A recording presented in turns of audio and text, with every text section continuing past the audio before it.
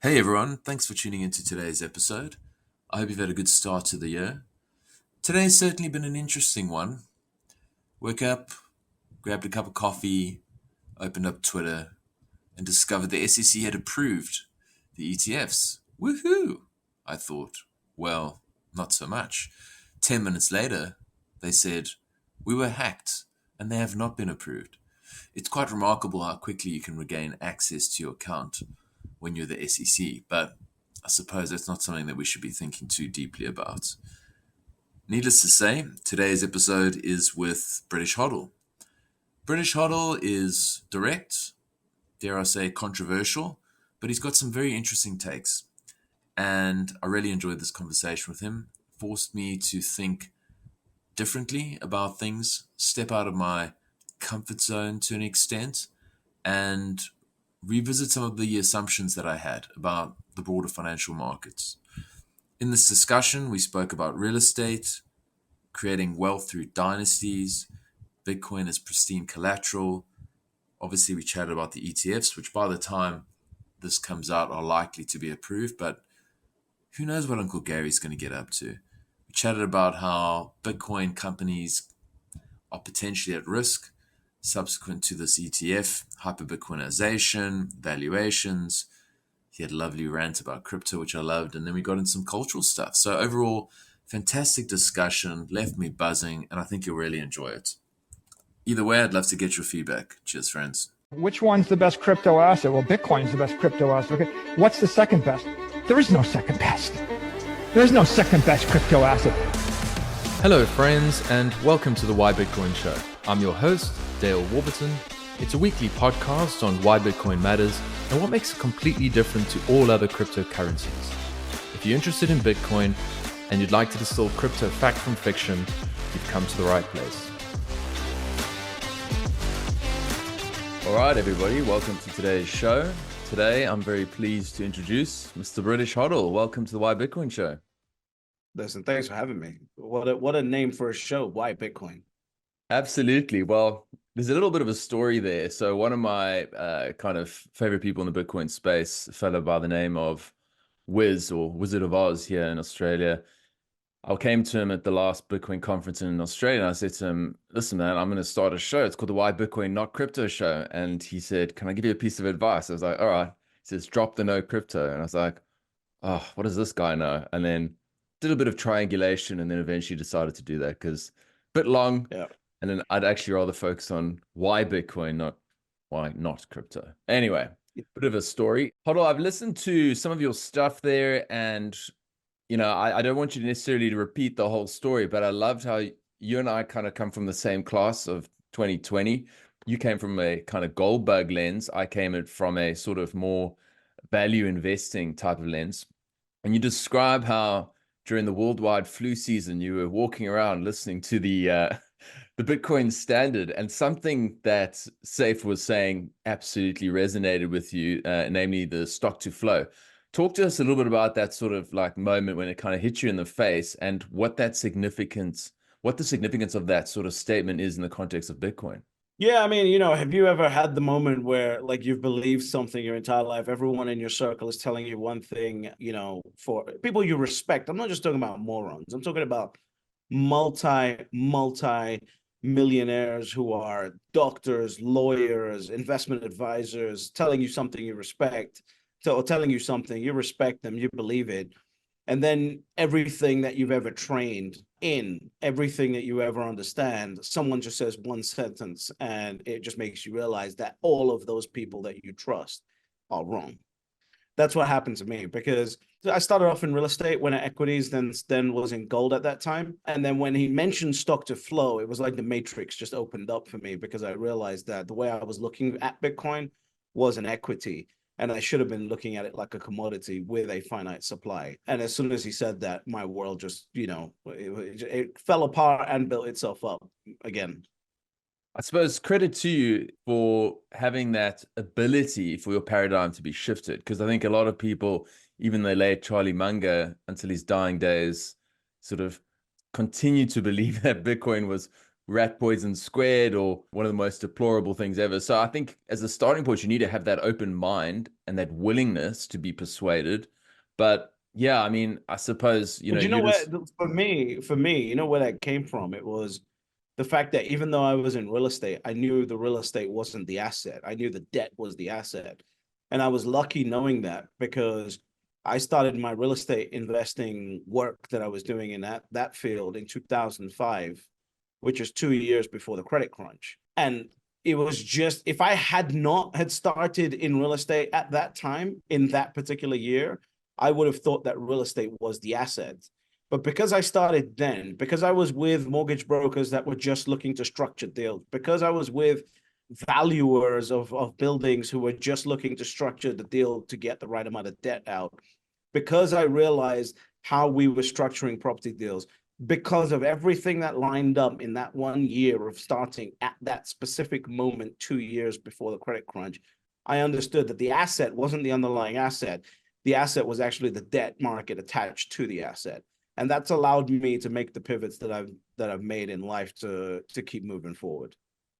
let's unravel that a bit there. So when you're talking about the debt being the asset, are you talking about how it was securitized and packaged up in mortgage-backed securities? Yeah. Yeah, okay. Yeah. And So for example, like if I I'll run you through quickly a deal that the type of deal that we would do, right, with real estate. It was a new build property, so no secondhand stuff. And with new build properties, let's say there's a valuation on that property of 100,000, right? Just to keep it simple. I would go and negotiate that I'm going to buy that property for 80,000 because the person needed to sell it quickly to clear it off their books. We would then go to the banks and say the valuation is 100,000. I want 90% of the 100,000. The bank would say, okay, because 90% mortgages at that point were absolutely fine. And on the day of completion, the bank would give me that 90,000. I would pay the 80,000. I'd have 10 grand left over. Where did that come from? Where did that 10 G's come from? Because if it's not attached to the property in any way, if no one's actually looking, what's your purchase price on the property, then really they don't give a shit, right? What they care about is the debt that they're issuing. They don't care about the underlying asset. The underlying asset is just an excuse to issue the debt. So that's a very simple example, but as a result of working in that and figuring that stuff out early, I was able to understand that really the debt cycles are what's important. And then, of course, my first ever experience of a recession was 2008. So once you go through that and you realize, okay, this type of thing only happens once every 70 to 80 years. You know, nowadays I look at young people that are trying to go through 2020 when there's free money flowing within 3 months of a problem. And it sort of makes me feel sorry for them because I wish they went through 2008, because if you went through 2008 and made it to the other side, you're infinitely more resilient than any of this, you know, baby recessions we're going to have for the rest of our lifetime. when you say baby recessions, the idea that whenever things get, because the levels of debt are so high, whether it's debt to GDP and various other factors, the government's natural response is always going to be to print more money, and because people are not equipped. Yes, but the reality is nothing will just be as serious as 2008. 2008 was extremely serious. 2008 was a systemic, serious risk to the entire world stopping within a week. Nothing has come close to being that dangerous. Nothing has come, like, you know, the majority of the banks in the United States are very well, have a good, healthy amount of liquidity based on the rules that were changed after that date. So there's just nothing going to be as serious because we have, you know, we have a little bit of a memory as humanity. Yes, we're going to print more money, but nothing's ever going to be like focused and as serious in our lifetime. We might get to the point where in like 60 years that happens, and hopefully I get to experience another one of those because I'll be ready this time. But you know, I don't like all of these. Every recession between now and then is going to be a baby recession. It's not, the money's just going to flow. You know, it's never going to be systemically focused in the way that it was. And yeah, we'll just continue as we are. Yeah. Okay. Yeah, that makes sense. And I suppose just to sort of tie a bow on the real estate piece, because this is something I've spent the better part of a decade in, largely commercial. Talk to us a little bit about like your pitch to whether it's young people who are looking to get on the property ladder or whether it's seasoned property investors who have multiple investment properties who are geared up to their ears. How do you go ahead and pitch them and say, look, forget real estate, Bitcoin's the one? Well, I don't tell them to forget real estate, right? Like, just like my parents. My parents have spent 35 years building a property portfolio. I was in real estate. So I don't tell anyone to forget the asset that has, allowed them to live the life that they've lived, allowed them to have the security that they've had. What I would implore people to study is why that asset actually went up, number one. And number two, why you actually got into that asset in the first place. A lot of people say they got into real estate because everyone's just going to need houses. That's the BS that Wall Street told you when they wanted you to sell you debt. The reason why you got into real estate is because of the scarcity around houses. That's it. So really, the asset that you are playing with is scarcity and then debt on that scarcity. That's it.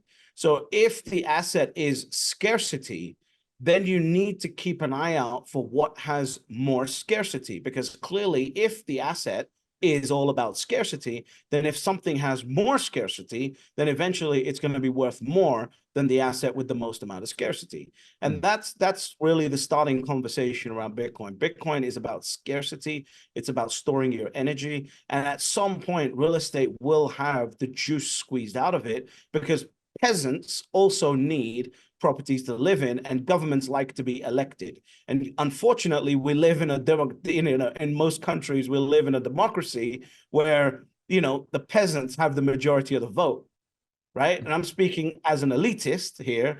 Of course, being British, I got to play the role a little bit, but we're dealing with a world right now where the vote and the direction of the world is based on the majority. And unfortunately, the majority, just think about the average stupid person that and then realize that the 50% of the population is stupider than that person, right? And what we're doing is saying that I'm going to allow the future of my assets and the future of my wealth and the future of everything that I've ever built up to be handled and voted on by that 50% majority, and then decide whether you want something that's a little bit more protected. And ultimately, my parents had to face this, right? They spent 35 years, both immigrants to the United Kingdom, done everything, followed every rule, did everything right to protect and build a legacy for their two sons, only to realize that their property portfolio would have to be worth 50% more than it is because of the amount of pounds that were printed that didn't find its way into real estate. So your property portfolio has probably grossly underperformed unless you own like prime real estate, like beachfront property or something like that. Your property portfolio has probably grossly underperformed the amount of pounds that were printed or the amount of dollars that were printed. And so you need to assess and say, okay, do I want to keep myself in this situation, or do I utilize the asset base that I've built up like my parents did? And they basically refied and bought one Bitcoin for every property that they own. The tenants pay for that Bitcoin, and they continue, and the wealth just continues to grow. I don't really go into the argument of trying to tell somebody to get rid of their property portfolio, because there's so many good ways to leverage a property portfolio to acquire some Bitcoin. Totally. And I think that's fair enough. And I suppose everyone's different stages in life, different risk appetites, et cetera, et cetera. And yeah, I guess people have a sort of bias towards assets that have actually treated them well, relatively speaking. But I think, and then also when it comes to a lot of Bitcoin maximalists, they'll say, oh, there's no need to own your own home. But I can actually just say, having moved seven times, in the last 5 years, there is something awesome about owning your own property and living in it. When it comes to investment properties, I really struggle to see any case just on a risk return basis and the amount of effort and, the juice is not worth the squeeze for me. But to own your own home, I still think it's a valuable sort of thing. And Bitcoin is probably the best single way for you to get to save that deposit necessary to get on that property ladder, if that's your goal, for me. Yeah, I mean, for me, any property that you own, you should not have any debt attached to it. It should be structured in trusts and in legal ways to allow you to have full defense against anything that's coming. I think that it should not be classed as a part of your portfolio. For the record, I don't own any properties right now anywhere in the world. But at some point when I get married and have children, I absolutely will, because it depends what type of future you want. Any Bitcoin maxi that's talking about, don't own your own home I've never seen a successful empire grow from a base that just keeps moving, right? There's always a ground, there's always a place for people to feel at home, to feel safe, etc., etc. And I don't think that should form part of any portfolio thinking. I think it should just be an investment you make, and it basically sits there and allows you to build the family and the future offensive that you and your last name want to put onto the world. Totally.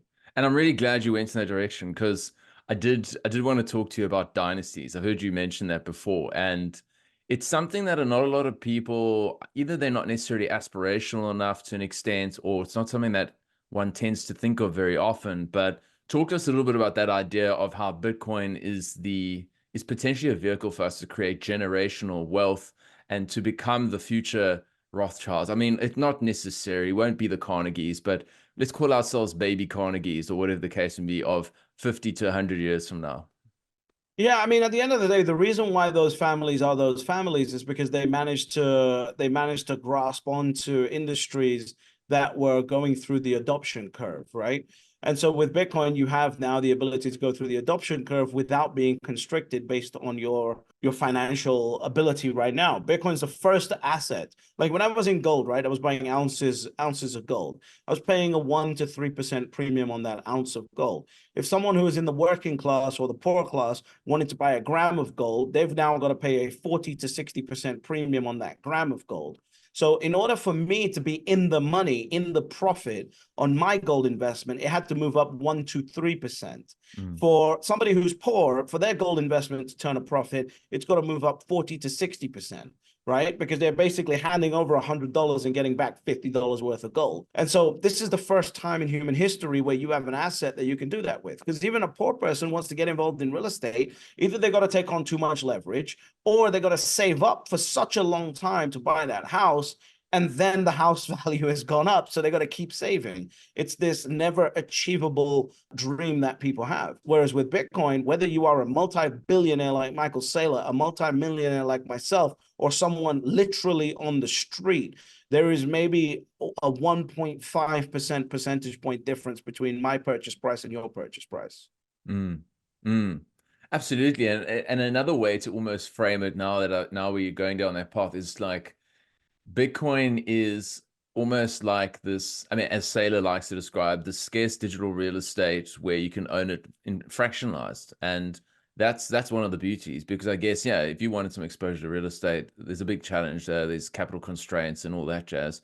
And Bitcoin does offer that ability. And being a system with, with rules and no rulers, doesn't matter whether you're a sailor or the pleb on the street, you can't really influence the outcome. Yeah, I wanted to take a second and just apologies for interrupting. I wanted to take a second and just talk about the dynasty approach, right? And how do you become a Rothschild or a Carnegie or someone like that? Let's go. The reason why they managed to actually do that is because they're the ones who owned the asset and controlled it. With Bitcoin, it's really almost the first time in history where if you are a normal person, you have the ability to own and control an asset. A lot of people think they own and control their property portfolio. They don't, right? They might own it. They might be the legal owner, but they have debt attached to it, right? Plus, you can't just pick up your property and move it, as you know, with your history with South Africa. My dad's from Kenya and Uganda, so all of the history that's happened there, you can't just pick up your property portfolio and move it to somewhere with better property rights. With Bitcoin, I can do that, right? So if I want to move my Bitcoin from London to Dubai, for example, it's like 10 minutes and it's in Dubai, right? So that's a huge, and by the way, in that 10 minutes, I don't have any slippage costs. I don't have any transfer cost. Like, okay, I got a little bit of transfer costs, but I don't need to hire security teams. I don't need to hire people to do it. I can just move it from one place to the next very, very quickly. So that allows you, it's the first asset where normal people have the ability to have control and ownership over their wealth and their energy that they've spent their time earning.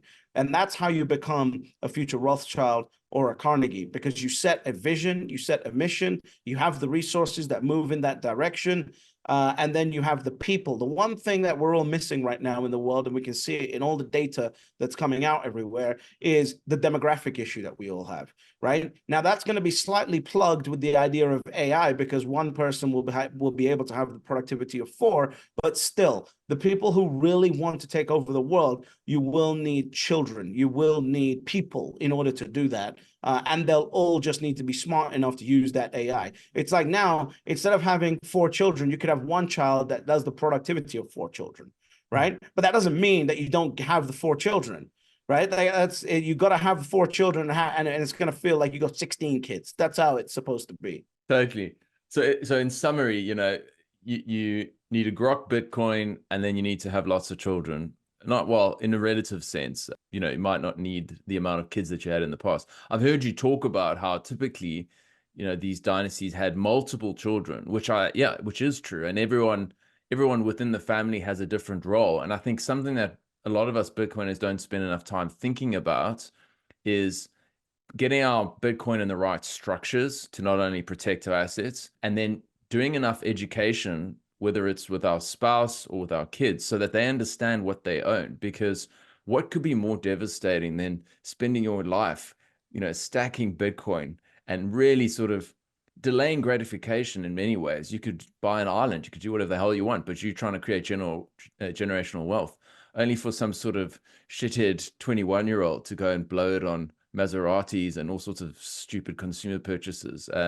So you really got to. Hey, listen, buy it on. Listen, all I know is I would much prefer a wife who bought Hermes Birkin bags rather than Louis Vuitton bullshits, right? Because at least Hermes Birkin bags, you buy them for 30,000 a bag, and they're worth 80, right? That's a much smarter woman than a woman that buys Louis Vuitton, as far as I'm concerned. So as far as all of that's cool. The key thing that I've been studying, and again, this is something I'm thinking about in my life right now, so it's at the front of my mind in terms of having a conversation about it. But the thing that I've been thinking about is the reason why the Rothschild name turned into what it is because he had the balls to direct the purpose and the mission that last name was on. Nowadays, what we get, and again, to a certain extent, I also went through this, where the direction isn't as clear, where I've got to find my own direction, right? The thing that he did was very simple. He had, a lot of children. He put 5 of his sons in 5 different European cities and said, grow the banking empire from those cities. And that's how they managed to take over the world. Now, you might be able to do that with less children nowadays, right? Because of the AI and everything else and everything being online. But you still got to have people, and they still got to be focused on one mission, and a mission that they find pride in. The problem is a lot of young people don't find pride in their last name anymore. They don't know what it means. They don't know about the fact that, what their parents have been through. And hey, they might have justification in that. Their parents might not have been through shit. There's people who spent the New Year's getting drunk instead of acquiring 1 Bitcoin and getting to that 1 Bitcoin. And why would I celebrate that person's last name? You're a fucking failure. You chose getting drunk over protecting your progeny and the direction of your last name. What is there to celebrate about you? So unfortunately, that child that comes down that line is now going to have to do the hard work of creating that value themselves. And guess what? They're going to be set back because of one person's decision today. And a lot of us have had family members. We're not all lucky like royal families or whatever else, or business magnate families, etc. We're not all lucky, right? My dad's, for example, got kicked out of Africa because he was Indian, right? Got kicked out. So he had to drop everything that they were building over there and come and build in the UK. You don't think that was a setback? So we all have setbacks, but you have to realize that your decisions today are going to affect your progeny tomorrow. And unfortunately, every asset that we've ever experienced has basically allowed you to pass the buck on to the next person carrying your last name. Because if my dad bought 10 properties in London when he was 18 years old, guess what? I can still buy 10 properties in the UK. It might not be in London, but it might be in another city. It might be in another part of the world, which will have the same effect as London had over the next 30 years. But with Bitcoin, it's different because there is only 21 million. So if my dad had bought, let's say, 10 Bitcoin back in the 1970s, let's imagine it was here, There is no way outside of the miraculous of me becoming a multi-billionaire for me to buy the same 10 Bitcoin. That is the decision that people are facing today. So if you own a bunch of real estate, let's say you own $1 million of real estate, but you can't bring yourself to buy one Bitcoin, which is 0.45% of that portfolio, right? You can't bring yourself to do that. I don't know whether you deserve that. I don't know whether you deserve to manage the risk that you have. So therefore, you will be repriced. At the end of the day, you've got to stay focused on what this whole thing is. And the whole game isn't just acquiring money, right? That's not what we're doing here. It's acquiring energy, protecting energy so that it can be utilized in the future to dictate the direction of the world that I want it to go in. And I'll say that again. I is very important, right? Not we. I, because it's my wealth. It belongs to my last name. Therefore, I get to dictate where it goes in the world. And if you don't have enough Bitcoin, you'll just be lining up like a normal peasant, like you are exactly right now, because you're not focused on acquiring the hardest, scarcest asset humanity has ever created. Totally. Whether we like it or not, economic power is what precedes your ability to influence the world on a big scale. And that's part of my motivation, as I've always said on the show, to acquire fuck you money, not to buy things. I don't need that many things, but for me to be able to change the world as I'd like to change it. And I have some rather ambitious goals involving buying a game reserve in Africa and trying to preserve some pristine wildlife. I'm not going to be able to do that unless I have minimum 20, 30 million US. So, but Bitcoin's the solution. Really love that sort of little sort of side path we went on there. Super interesting. Something you've mentioned as well in the past, and this is a topic that I've actually discussed at length with a mentor of mine here in Australia, Sir William of Rotherham. And it's the idea of Bitcoin as pristine collateral. And I'd love you to just unpack what that means to you in light of the fact that a lot of us believe that the answer long-term is not to sell your Bitcoin for fiat, but rather to leverage against it in the future. Yeah, Bitcoin's the type of asset where if I'm in London and I own a bunch of Bitcoin, I can move it to another part of the world, generate liquidity on it without any slippage on that investment, right? Or on that capital rather. There is normally with real estate, you have slippage. You've got roofs that need doing. You've got, carpets that need replacing, or you've got morons that just don't know how to use the kitchen, right? And you need to replace the kitchen, for example, or whatever it is. With stocks, you also have slippage, right? With stocks, the majority of the slippage comes from, the risks that the company might take to devalue your investment. Then you've got obviously capital gains and taxes that allow that cause slippage across all of these investments. And of course, the smartest people don't ever sell their assets. Bitcoin, on the other hand, is one of these pure things that comes along once in a while. And if I'm in London and I want to generate finance on my Bitcoin, I can turn around and call a bank in London and say, hey, I want some financing. And they'll say, fine, we'll give you it at a 5% interest rate, for example. And they'll say, cool, I'll call you back in a second. Call New York and say, hey, I got this Bitcoin. London just offered me 5%. And they'll say, we'll give you 4.5% because we want the business. Now I call Singapore and Singapore says, oh, fuck London and New York. We'll give it to you for 3%, right? And then I call a bank somewhere else and just democratize all of this finance, and that there's no slippage on the investment. And no matter what I do, I can't harm the investment just by holding it. So that to me is just a phenomenal thing. I've never seen anything like it, even gold, right? Because in order to move gold, let's say I want to generate financing on gold in Singapore from London, I got to move that damn gold from London to Singapore. And that's going to cost me millions of dollars to do, or depending on the amount of gold that I have, right? This is all extremely important. It's the first time that finance has ever experienced an asset. If they want to, if a Singapore bank wants to loan on $100 million New York property portfolio, they got to have, and they don't have offices there. They got to have a team on the ground. They got to do their own research. They got to need to understand the local market. They need to do so much work just to gain access to that, not including the regulatory work that's required as well. So with Bitcoin, I can see a future where people just get told, hey, put your money into Bitcoin and we'll loan against it from anywhere in the world at any time, because as long as you can send a transaction, it's basically pristine. We can see that it's there. Yeah, I never thought about it from a jurisdictional perspective. And, drawing on my real estate background, it'd be like the equivalent of, let's say you want to invest in a property over here in Australia and you want to get finance from a company in, Spain, some sort of bank in Spain. I mean, like, think about all the hoops they're going to have to jump through. They're going to, to register their name against the title deeds, to be able to do all of that, the due diligence, all that kind of jazz.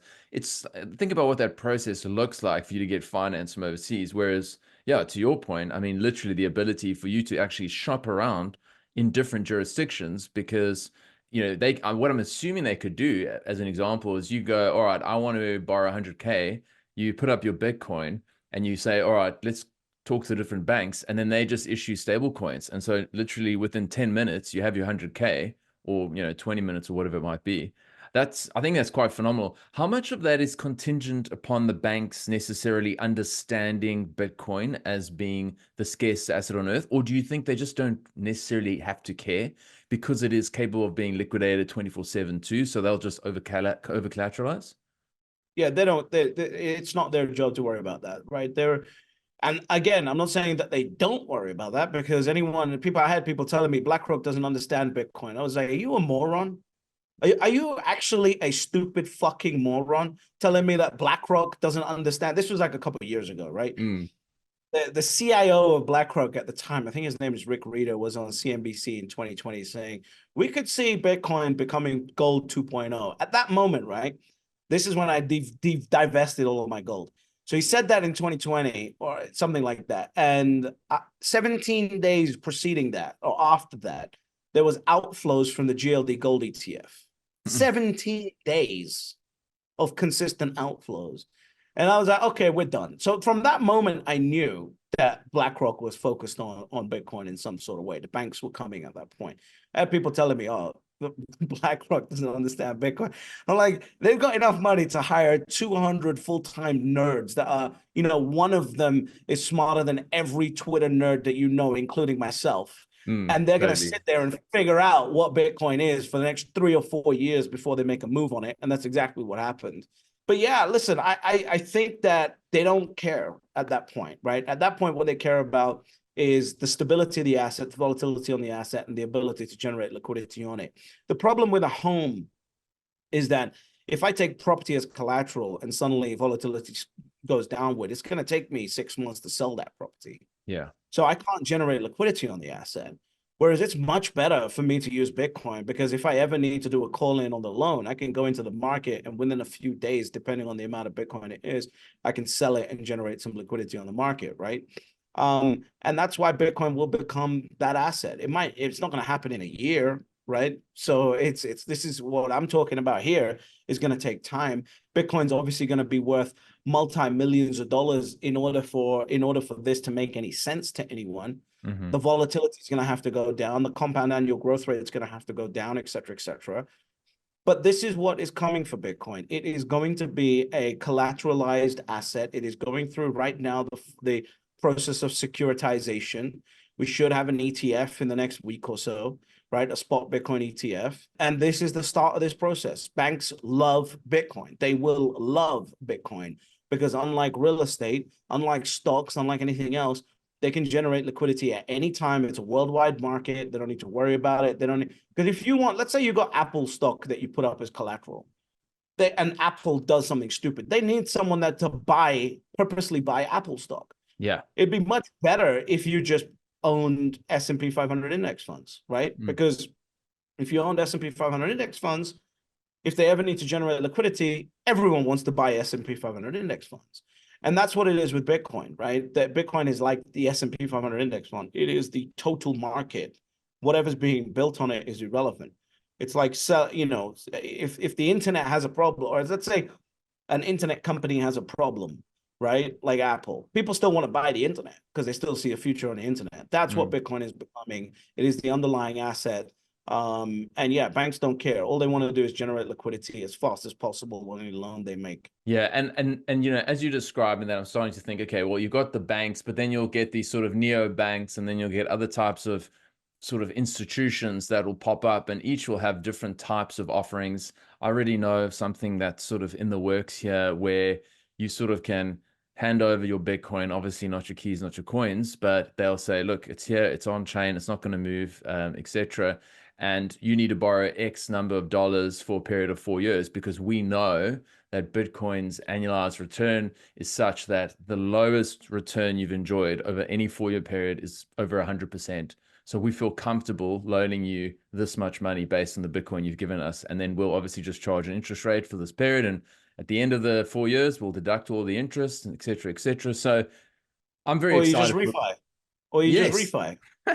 Yes, exactly. And I think I've always, when I heard Saylor first describe that, and it must have been in 2020 or 21, how he spoke about how the richest families on earth, they're not sitting there selling their real estate.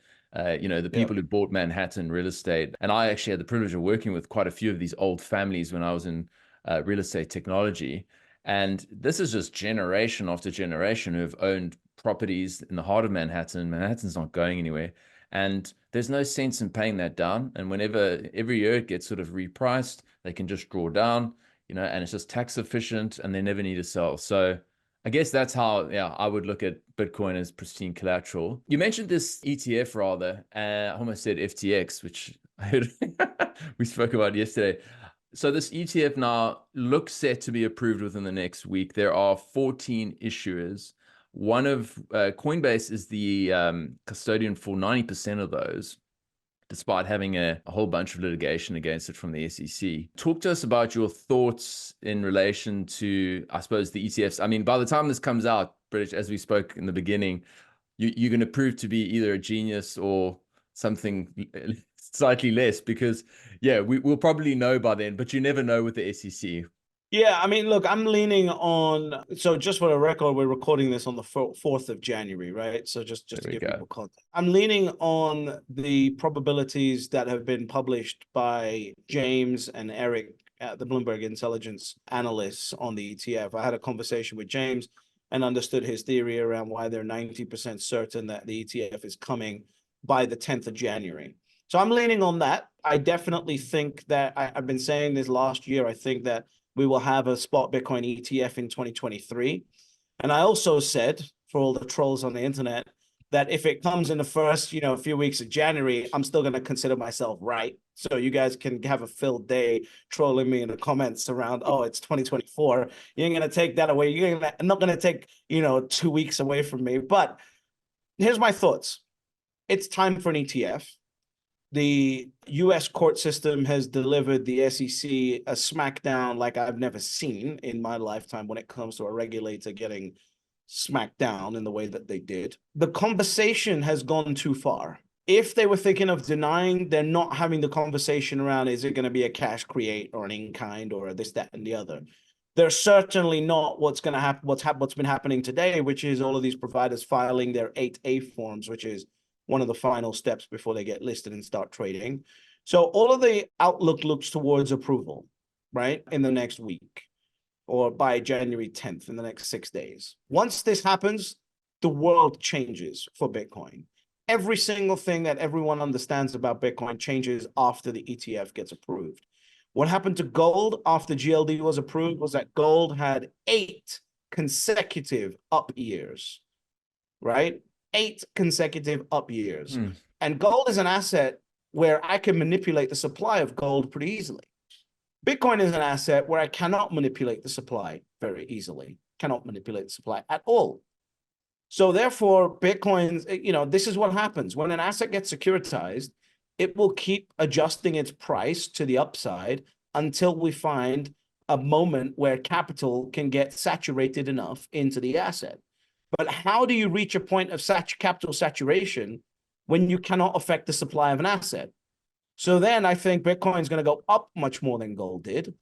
There's also more liquidity flowing around the system than there was in 2004. I also wonder what happens to Bitcoin's cycles. I think the cycles get affected because of the amount of capital coming in. Bitcoin typically in the last cycle that me and you both just went through, our first cycle, there was about $25 to $30 billion in net inflows into Bitcoin during that cycle. With an ETF, you're unlocking $200 to $300 billion of inflows.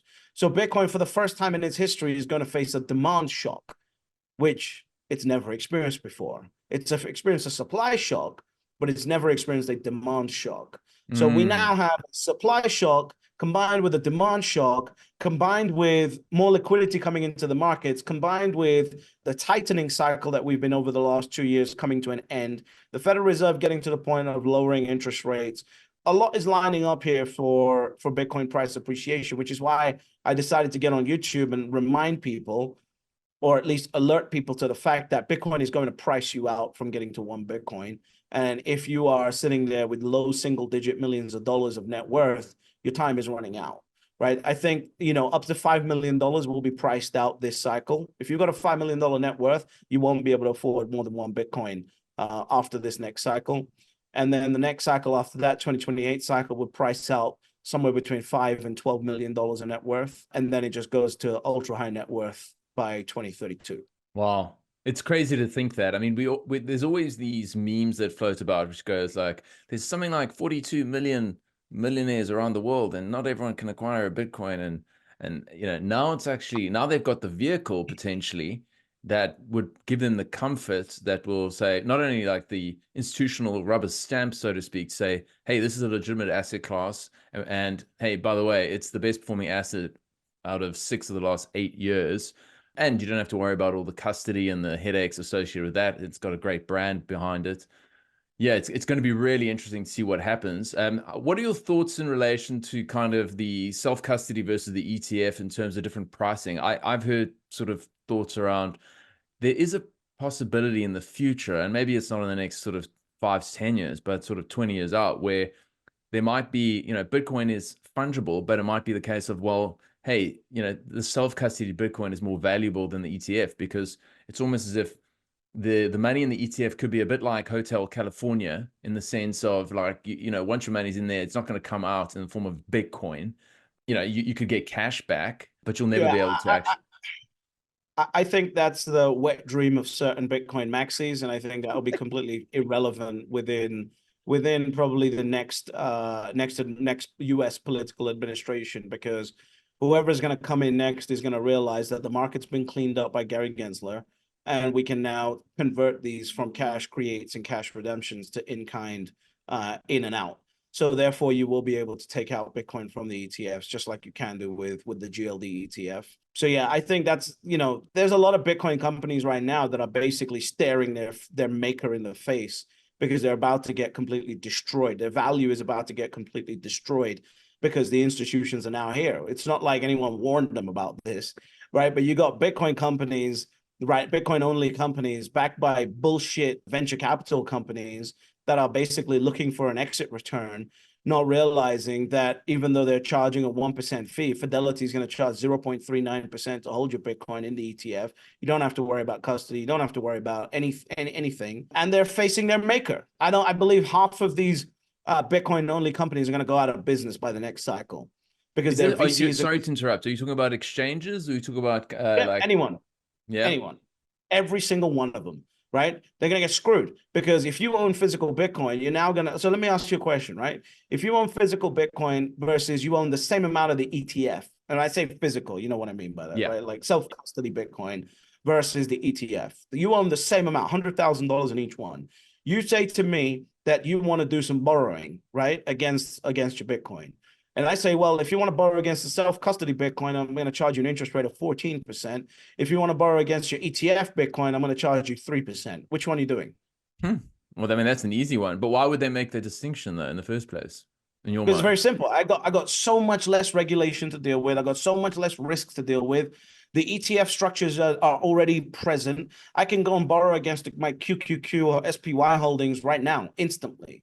So all of the rails are there. It becomes much more safer for the banks and the institutions to lend against the ETF. And that's just how the system has worked. So Bitcoin is going to be adopted into the system. This is the process of securitization, which is what I've been talking about. And then you've got Bitcoin companies right now funded by bullshit venture capital firms that are basically shitcoin companies that are running a negative burn rate on a yearly basis, hopefully waiting for somebody to be acquired so they can generate return for their investors. And now they've got an ETF that's basically undercutting their top line fee by 2/3, right? It's just these companies are going to be bought off for their customer lists. That's it. There's going to be so much destruction of value in Bitcoin venture capital in the next, I would say, 5 to 10 years. There will also be a lot of creation of value because it will get concentrated. And that's really the key to, if you're thinking about Bitcoin venture capital, it's looking at, okay, which companies are at threat as a result of the ETF? It's exchanges, because retail doesn't give a shit, right? Most of retail that holds most of the capital in their hands don't care about self-custody, right? Because they've never had to self-custody any of their assets. So they're extremely comfortable holding US ETFs because of the regulatory environment around it. Mm-hmm. I'm not saying it's right. I'm just saying that's what it is. You've then got, so then you go, okay, what's the other market? Well, the other market is we can do institutional purchasing.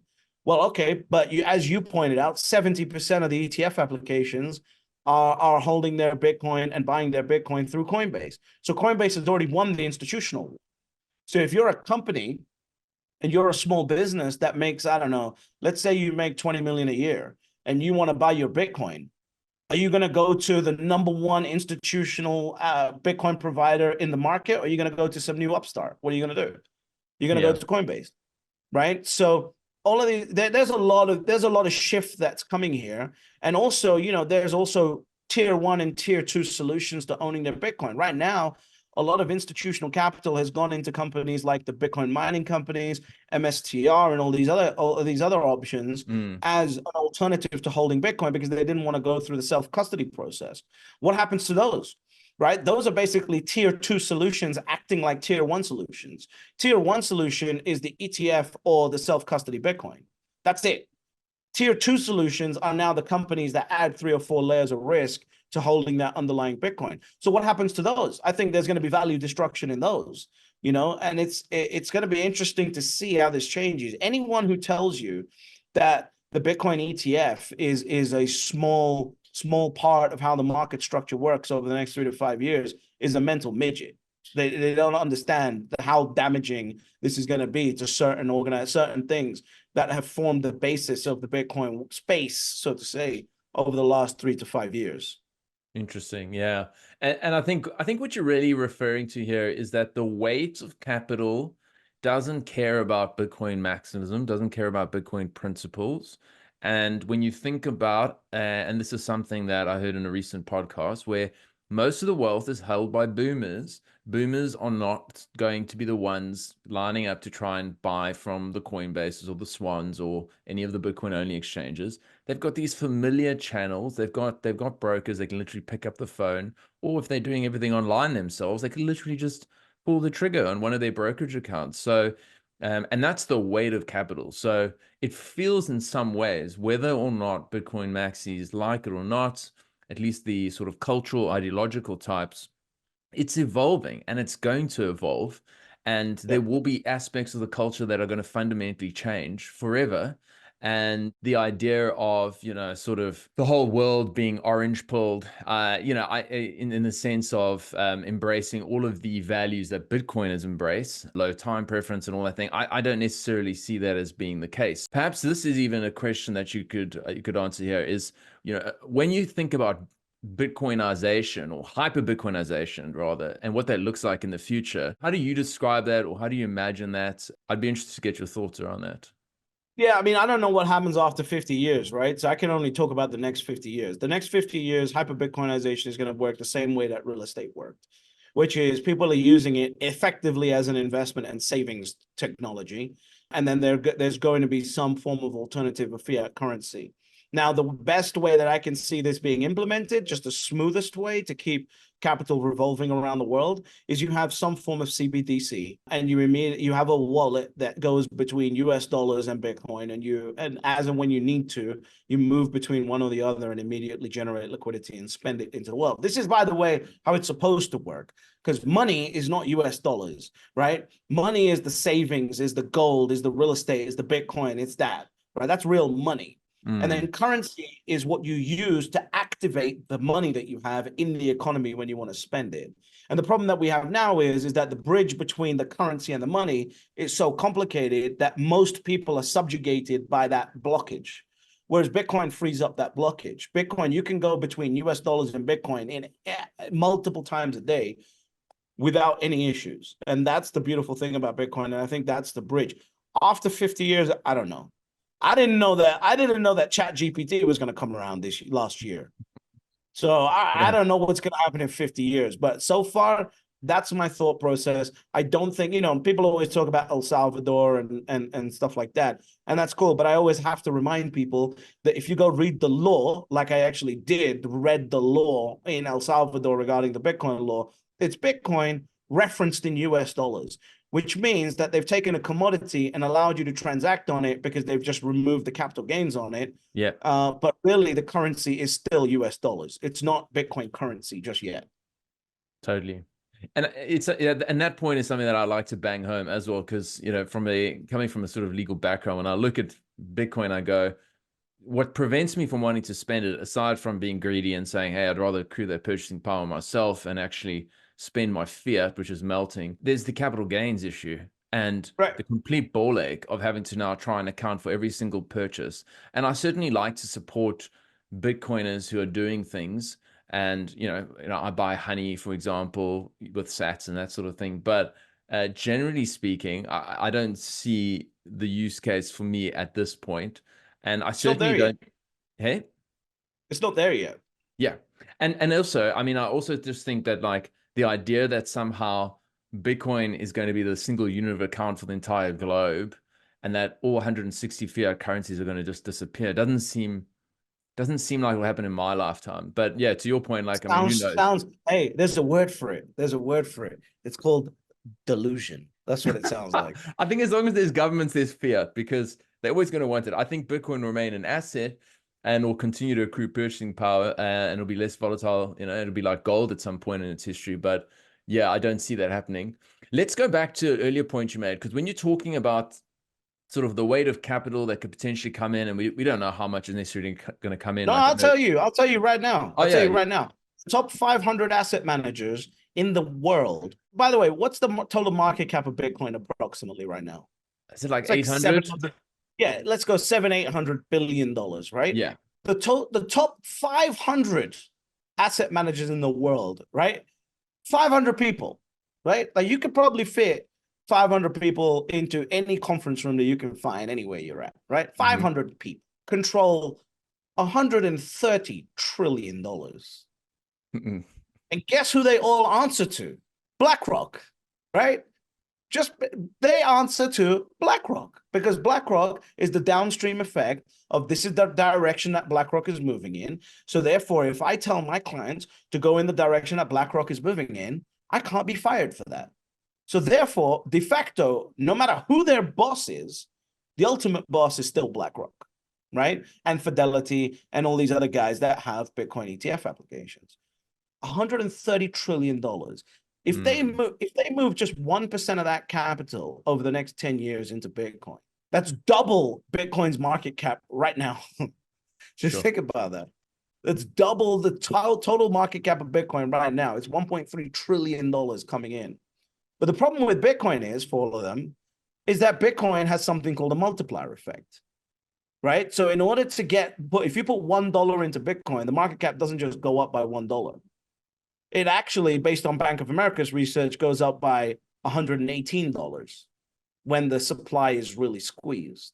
So $1 trillion, 1% movement of that top 500 asset managers takes the market cap of Bitcoin to $100 trillion, which is roughly $4.7 million of Bitcoin. This doesn't include a single dollar coming out of any of the $330 trillion that's locked in real estate right now. Jeez. And what about bonds? You know what I mean? I think it doesn't include a single penny coming out of the $120 trillion in bonds in the US. Never mind the negative yielding bonds there. No, actually, let me correct myself. They will, because that part of that 130 trillion that is under management is in bonds, but it's not the full amount, because the entire bond market is worth about that, right? In the US. So yes, money will come out of bonds, will come out of equities, but it doesn't need to be much to move the price of Bitcoin to where people would just be completely and utterly blown away by it. My God. And then, I suppose going back to where I sort of was going down this path here earlier. So we're saying, all right, we've got this weight of institutional capital. that's going to be changing the culture. It's going to be driving the price exponentially higher for the coming decade.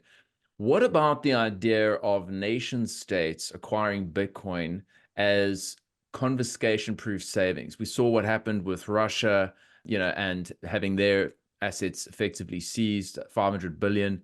Is there a chance that Bitcoin self-custody would be useful for those crowds who go, hold on, we don't want the US being able to drive what we do over here. Let's take a hedge here. Yeah. Of course, because it's in essence, like, now this is obviously more conspiratorial thinking. Okay.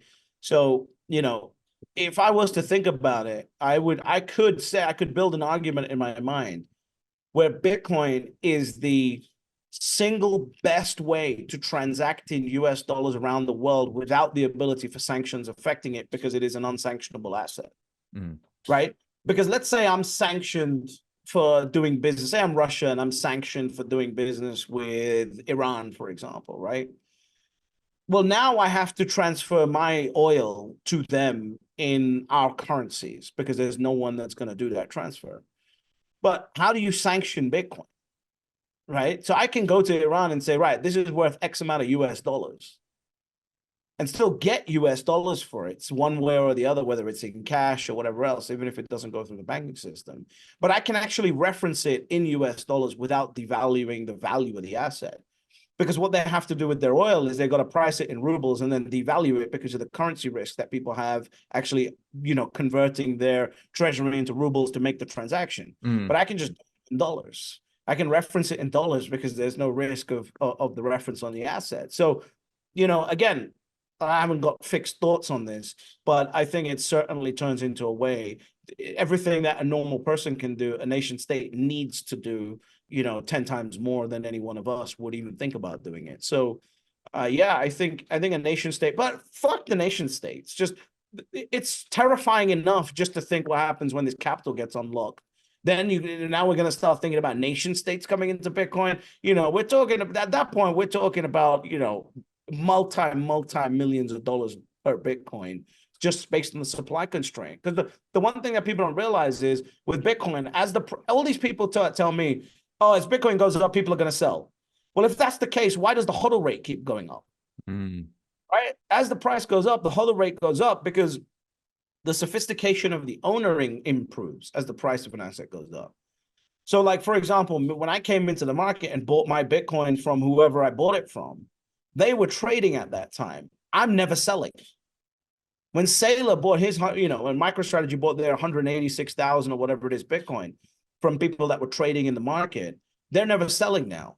So the sophistication of the buyer is improving. The hodl rate is going up while the price is going up. And we're talking about $130 trillion of capital being unlocked before we start tapping into the real estate market that's out there. And now we want to talk about fucking nation states. What are we trying to do here? This is the recipe. This must be Bitcoin Viagra right here. This is what we're doing.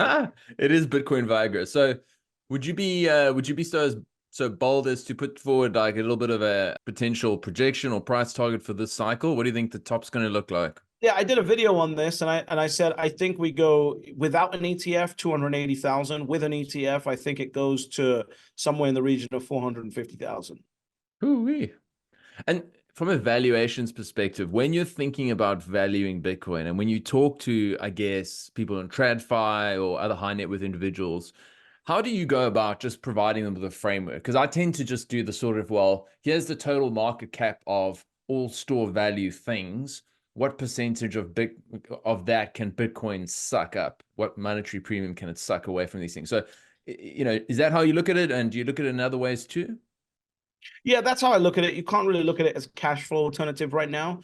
Once the ETF comes out, Bitcoin turns into a cash flow asset, because the normal retail person doesn't know this, but an institutional person can use an ETF to generate cash flow by using the derivatives attached to the ETF, right?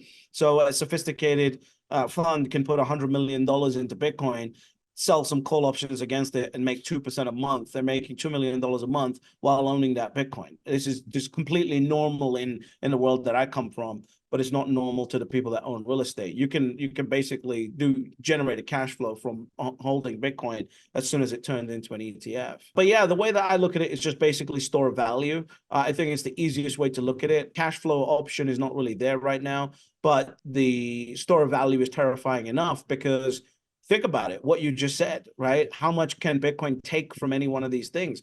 The thing that you didn't mention is the fact that the US dollar is going to continue expanding, right? Your thought process in your model takes into account the fact that the US dollar stops printing, right? Yeah, We're not even talking about the acceleration of printing that the US is about to go through because of the amount of debt that they have already, right? It's only going to accelerate. And then what happens when a higher and higher percentage of this new capital starts coming into Bitcoin? We're not even talking about that. We're talking about the $900 trillion US gorilla just stopping and taking pieces from what's already there. We're not even talking about the next, $10 trillion that's going to be printed. Wow. Yes, it's almost like that's the low-hanging fruit. And there'll be all these other interesting sort of adoption stories and potential pathways, but fundamentally the ETF and the weight of institutional money is what's really going to drive, and that's going to probably be the main narrative for the cycle. And then we'll sort of, maybe there'll be interesting stuff down the track. Just sort of conscious of time here, British. So last kind of topic I'd love to just touch on before we roll is just crypto. Sure. So, it's something that kind of I try the C word. It's the worst C word in my trying to get me as angry as possible before we say bye. Okay. Yeah, all right, I know. I have a special distaste for crypto just due to the fact that I perceive it to be a lot of false marketing and of just, liquid venture capital tokens without disclosures. Interested to get your thoughts on sort of how you describe crypto versus Bitcoin to, again, people who are now wanting to wet their, beaks. And then at the same time, do you think that crypto is going to have a run in this next cycle? Yeah, I mean, listen, look, I don't care whether crypto, I'll answer that question first. I don't care whether crypto has a run in this next cycle because my purpose for allocating my capital is to protect the value of the energy that I have generated. And for that, Bitcoin is the only thing that has actually solved the problem.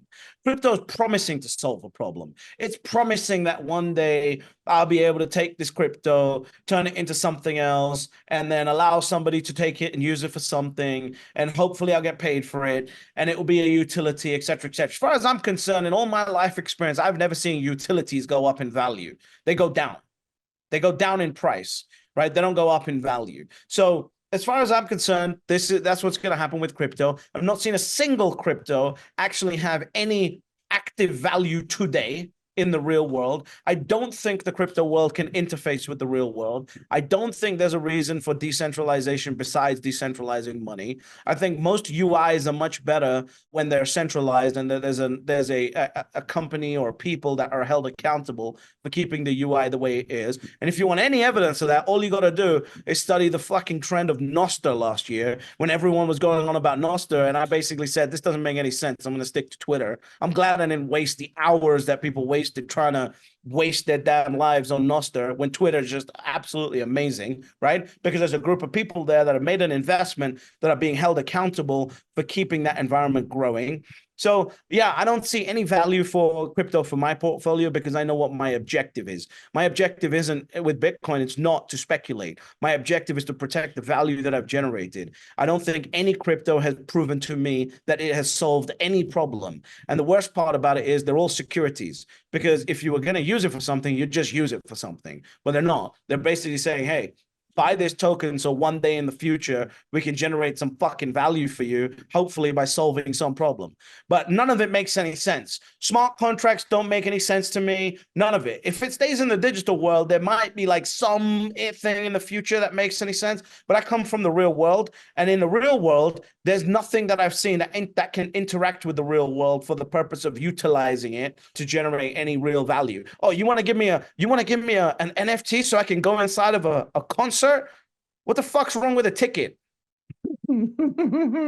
But it's a collector's item. Come on, British. Don't be so close-minded. Oh yeah, now what we're gonna do, right? Because we're all such NPCs, is we're gonna now collect the tickets and we're gonna trade the tickets for the concert that we didn't see. Like, just think about how stupid all of this is. Like, the only generation that could come up with this is this current generation of 20 to 30-year-olds that are basically NPCs. That's it. That's the only generation that could come up with the idea of, you didn't go to the concert, but guess what? You can own the ticket that allowed someone to get into the concert. Yeah. No other generation is ever going to come out with that shit. Yeah, and I often think about that Offspring song, the kids are going to be all right, or the kids aren't all right, or whichever They way ain't it all is. right. And they're not all right. They especially, and this is just touching on a cultural point, didn't expect to go, yeah, but like, think of what's happened in Harvard and all these places over the last little while. There's quite a lot of evidence to say that there's been this indoctrination of non-thinking over the last 20, 30 years. And so the current crop of people we have coming out of these institutions are hopeless NPCs. Ridiculous. No, And I'll tell you, there's this funny video. I gotta tell you this funny shit. I didn't expect to go here either. But there's this funny video, right? Where somebody walks in and there's a camera following that person that walks into this place, right? It's like some private area in a university somewhere. And someone immediately gets triggered, right? Runs up to the person and goes, "Hey, you can't film in here. You can't be in here. You can't film in here." And the guy who's being videoed turns around, points at the person holding the camera, and says, "That's okay. He identifies as a video camera." And this person just doesn't know what to say. This NPC just doesn't know what to say and just turns around and walks away. Like, okay, I guess that's fine. It's like the stupidest shit on earth. This is why I tell like all the young people that I'm like, all the boomers are going to take your Bitcoin. Because while you're out here not creating any real value, trading on the markets, thinking that you're smarter than everyone, when 95% of professional traders lose money. The boomers are out here understanding that all they have to do is follow the 3 rules of Bitcoin, essentially, and that's it. They'll just hold it for the rest of their lives, put it in their trust, give it to their managers, and their kids will be taken care of, and you can go back to being the NPC that you are with the amount of fiat money that you were given for no fucking reason. Oh, wow. Yeah. No, Nature absolutely. is healing. Yeah. Sorry, say that again. Nature is healing. So I'm happy about that. In the end, I tend to believe these things are cyclical, and we've almost reached peak clown world in some ways. Every time I think we've reached peak clown world, we reach a new peak, but I just tend to feel like these things move in cycles. And when you think of the current crop of leaders and some of the institutions, we're just seeing so much decay that, it's not surprising, excuse me, you see all these cultural conflicts. And I reckon, in the next 10 years, you'll see something completely different, because it's becoming comical. It's becoming, you can't make this up. If you can pick your gender, you may as well pick your species. I identify as a sort of a red-headed dwarf. I mean, it's getting really ridiculous, and we need to bring things back to reality. And I think, when I think of the madness, British, I mean, this is another thing. It's like, prior to Bitcoin, I was sort of balls deep in the cultural war, because I also study political philosophy. So I was like super interested. And then eventually you were the target market. Yeah, exactly. And I was like, these people are just making me angry. This is pointless. And so eventually focused my energy on something that gave me endless optimism and hope, because I kind of have a goal and said, by the time I'm 50, I don't want to have to work.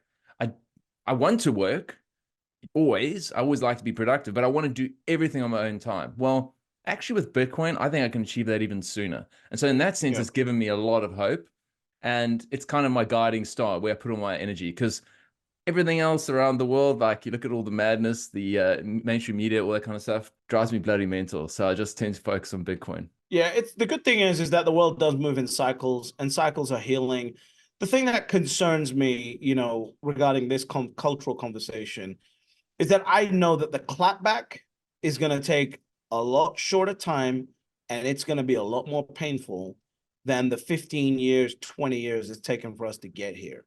Whenever you see a clapback in society, it's like 3 years, right? 2 or 3 years, which is a lot shorter. And when something is a lot shorter, it's a lot more violent, and it's a lot more aggressive, and it's a lot more That's the part that I think about, right? Because all these motherfuckers are NPCs. They don't know what they're doing at this point, right? They've believed a bunch of garbage science because now we have the Church of Science, right? They've believed a lot of this BS. And when the clapback comes, do you think they're just going to sit down and behave? So then what's going to happen in that process? I don't know. And that's the part that concerns me.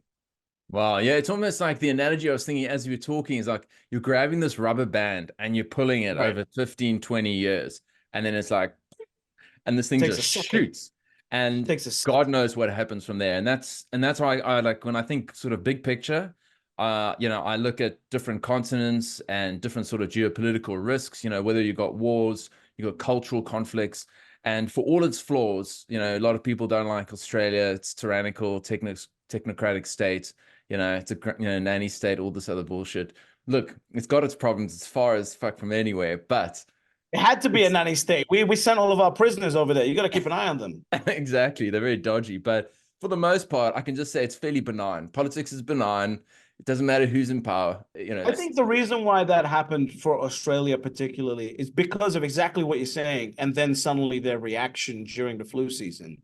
I think that's really like what made people go, wait a second, what is going on here? This is so unlike what we expect from Australia, you know. But again, you know, right now we got a demographic crisis. And I think in the next 20 years, I think a lot of the fear that's being generated politically is a bunch of BS. I don't think China's got the lead in any amount of way that everyone's talking about. I can't see any of that happening. I think the US is probably going to be the best place to be with certain parts of Europe involved. The US just has to hold on for another 25 years. If the US can hold on to its position for another 25 to 30 years, you're seeing it in the demographic data. Republicans and conservatives are outbreeding liberals by 2-1 in the US.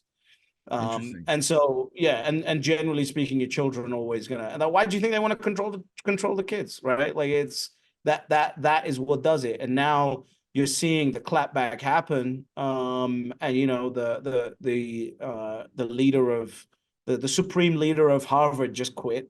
So, you know, all of this is going to happen. All of it's going to be a clapback. It's going to be insane. When I was in school, it was like 60% of the teachers were liberal. Now it's like 75% of professors are liberal leaning.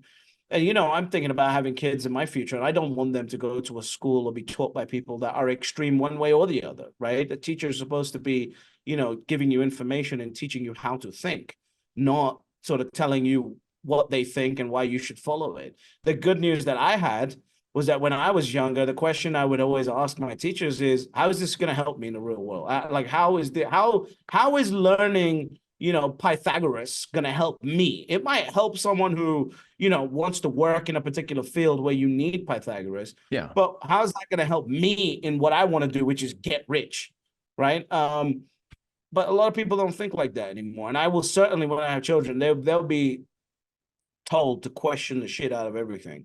And I think that's the generation that's coming, and that's going to heal the world, because I think there's so many people that are telling their children to question things now. There's this lost generation in the middle that's like 20 to 30 on average, something like that.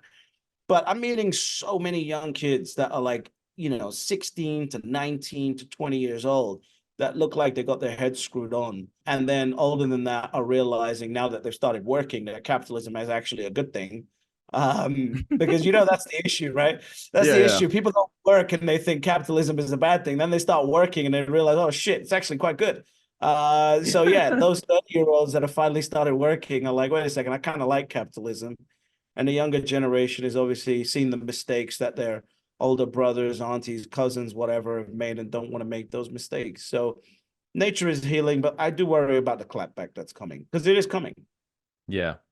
Yeah, 100%. And, you know, we're also in an election year in the US, and that's always a bloody circus. And, you know, how they still continue to do that by hand. And, you know, you should be able to verify very quickly, instantaneously, like who basically won. But it's absolute chaos. Hey, maybe we should use one of the crypto. We should use one of the crypto ideas and put all of the elections on a blockchain. Whoa, that sounds like a great fucking idea. Oh dear. But yeah, I do think ultimately nature's healing, but in the short run there's going to be a lot of pain and turmoil, and but I do still have a lot of hope. And I think these institutions are no longer serving us, the schools, even the medical establishment. Things have just been, when trust has been so badly violated, I think that's where the clapback, as you described, gets even more vicious. And new institutions are going to be born, and then we'll start learning to trust those instead. And I think, when I'm a big fan of the US, and there's parts of the US that I wouldn't touch with a 10-foot barge pole, but there's parts that I just know are like freedom frontiers, and they will never yield 1 inch to the socialist garbage. So, the problem is, while I agree with you, and when I was younger, I wanted to move to the US. While I agree with you, they're proving it every single day that they do. Right? They might not yield as much as California does, for example, but Texas and Florida are yielding to certain extents. And they're yielding to extents that I don't agree with, but they're still yielding, right? They're still, like you go to Austin in Texas, it's basically like being in California. So it's like, there is a certain movement happening and a certain shift happening, and the identity of the state is being shaped by the people in it rather than the state itself. And that's what I'm so sad about my country, right? The United Kingdom is now being shaped by the people that are in it rather than the identity that everyone is supposed to align with by holding the passport of the United Kingdom. If you are a citizen of the United Kingdom, you should be holding and living up to the ideals. But the problem is people don't have any appreciation for where they come from. Right? My parents were lucky enough, or my dad's side was lucky enough to be accepted into the United Kingdom. All of my opportunities come from the United Kingdom. And yes, even though I'm Indian, I'm African Indian, but I'm still British. I was born in the United Kingdom. And my mom is from India, and I always have this debate with her over cricket, right? Which is all of my Indian side of the family is like, oh, you're not who are you supporting, in England or India? And I always have to support England. Because while, yes, technically I am Indian by ethnicity, I am British, and I will support the United Kingdom and everything that it stands for because it gave me all of my opportunities.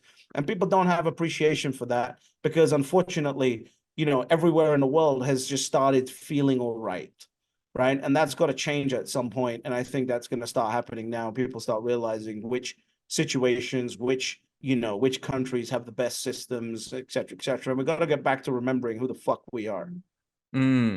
Yeah, there's almost like a distinct lack of pride in, or civic pride, whether it's the States, whether it's the UK, the self-loathing. I see it here in Australia too, parts of New Zealand too. And I think, for someone like myself who's come from South Africa and immigrated like 5.5, 6 years ago now, you don't know what it's like on the other side. You don't know how bad things can be and how grateful you should be for where you come from. So, despite sort of locking us down for 2 years and having some sort of trauma around that period, I'm still ultimately incredibly grateful for the opportunity to come to Australia because it's literally, it is like a blank canvas of economic opportunity. Like if you're not a lazy ass, you can do something and it doesn't matter what you do. Like, yeah, at least you got your property rights protected.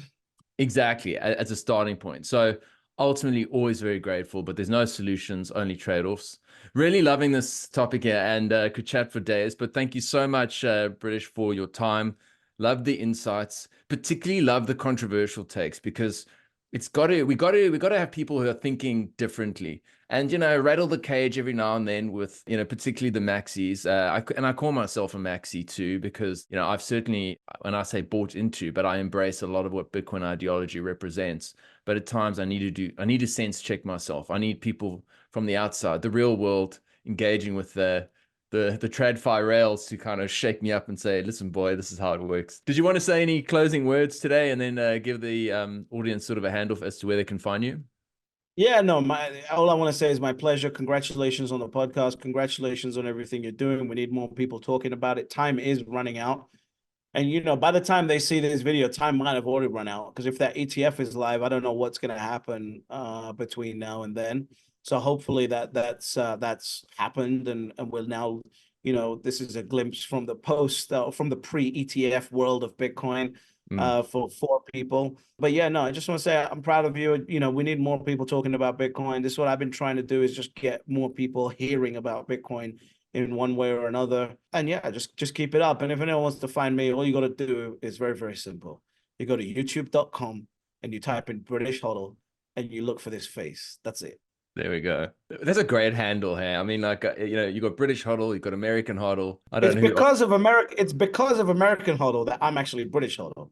Okay. Oh, Yeah, because I started. He was one of the first people I started talking to. It's like, when you're like, you start coming into a new space, right? And then you start talking to nutters in the space, and like American Hodl is like the nutter that just like is on Twitter going crazy, this, that, and the other.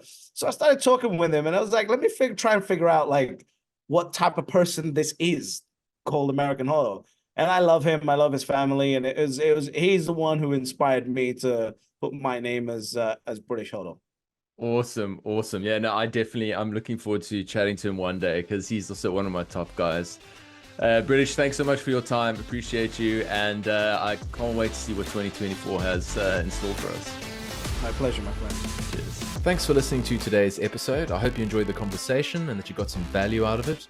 Either way, hit me up on Twitter and let me know what you think. My handle is Dale21M. If you've got any suggestions as to people you think I should be talking to or topics I should address too, I would love that sort of feedback. Otherwise, if you want to support the show, there's a couple different ways you can do that. The first is just to share it amongst your friends and family. The more that people hear the message that Bitcoin and crypto are not the same thing, the better. And I want to help people understand that. The second thing you can do is give me a 5-star review on whichever podcast app you're using. Of course, that's only if I deserve it. And last but not least, if you want to stream sats my way via the Fountain app, I'm not going to say no, but it's not expected. Thank you so much for your support thus far. It means the world to me. I appreciate the hell out of you, and the best is yet to come. Much love, friends. I'll see you on the other side.